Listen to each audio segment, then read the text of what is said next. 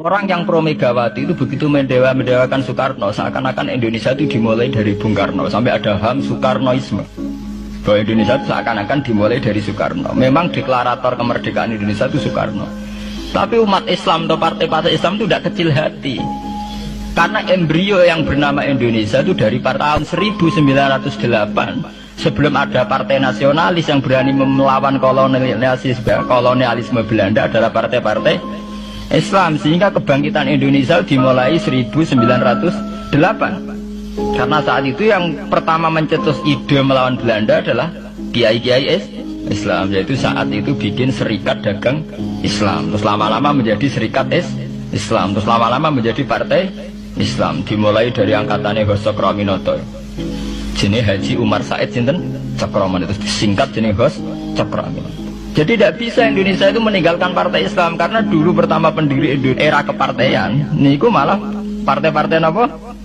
Islam yang lahir di Solo, di Jogja. Bahkan sebelum ada negara yang bernama Indonesia, itu ada negara yang bernama Demak Bintoro, ada Demak Ngayogja napa Karto. Itu semua negeri napa? Islam. Ya paham. Sehingga secara kesejarahan kita tidak kalah sama tuanya Soekarnoisme atau partai PN. Dan sampai kan kita ini kan kayak dinabubukkan seakan-akan Indonesia itu dimulai dari Soekarno. Sehingga nak wani Pak Karno itu koyok-koyok itu kita anti Indonesia. Ya kita tidak mungkin nggak menghormati Soekarno, beliau sebagai pahlawan besar kita hormati. Ya, tapi ya kebesaran Pak Karno demi bangsa Indonesia jangan kemudian direduksi, disederhanakan hanya melewati partai.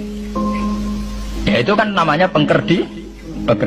Tentu Pak Karno bikin negara ini ya untuk semua bangsa, bukan untuk PDIP saja, bukan untuk partai-partai marhainisme saja, juga bukan untuk partai-partai yang berpaham Soekarnoisme saja. Ya sama, tapi kita juga adil, sebagai kiai juga adil. Hos Cokroaminoto bikin partai Islam adalah untuk mengusir Belanda dari bumi Indonesia, yang nantinya juga untuk kepentingan semua bangsa Indonesia, tidak hanya yang Islam saja. Ya kita adil, sama-sama adil. Saat nasionalisme ya tidak mengurangi keagamaan, saat keagamaan tidak mengurangi nasionalisme. Tapi itu tadi kemudian ini dikerdilkan secara politik. Di sawangannya nawas duet Pak Hasim Mega nasionalis religius itu sudah ditren. Agar duet senengannya pasangan nasionalis sampai apa nak nasionalis terus wajib sholat, apa nak religius terus gak wajib nasional. Sebetulnya itu kan apa kan orang Indonesia itu wajib sholat hanya karena atas nama nasionalis.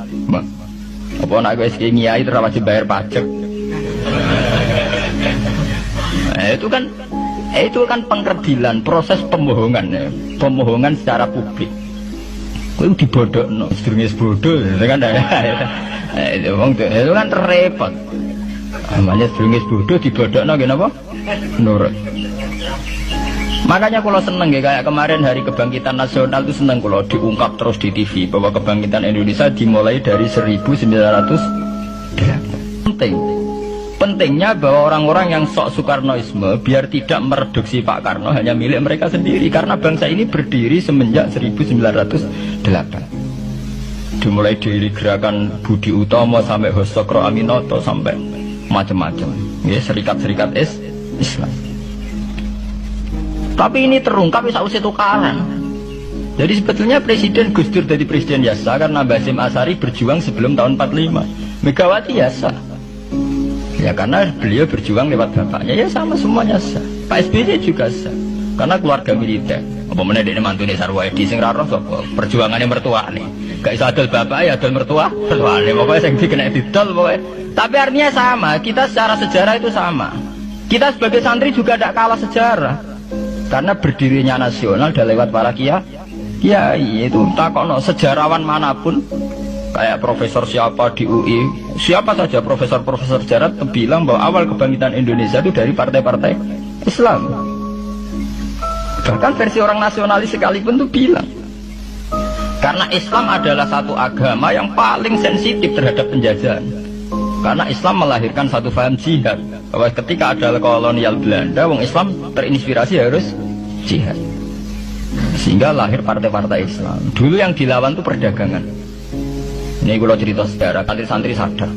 Jadi santri salaf dengan model sekarang sing raro duit, raro dagang itu sebetulnya mengkhianati pendiri santri. Lho boten niku lho fair. Sing gak seneng dagang, gak seneng mergawe itu mengkhianati pendiri pesantren. Sama lihat sejarah tahun 1908 itu namanya tidak SI, tidak Serikat Islam, tapi Serikat Dagang Islam. Karena para kiai adalah melawan dominasi Cina di Surakarta dan dominasi Belanda menguasai sentra-sentra perdagangan. Sehingga yang dilawan pertama adalah piye supaya kolonial gak menguasai aset-aset ekonomi. Sama takokno sejarah cek versi kiai, cek versi buku, asal gak versi klenek.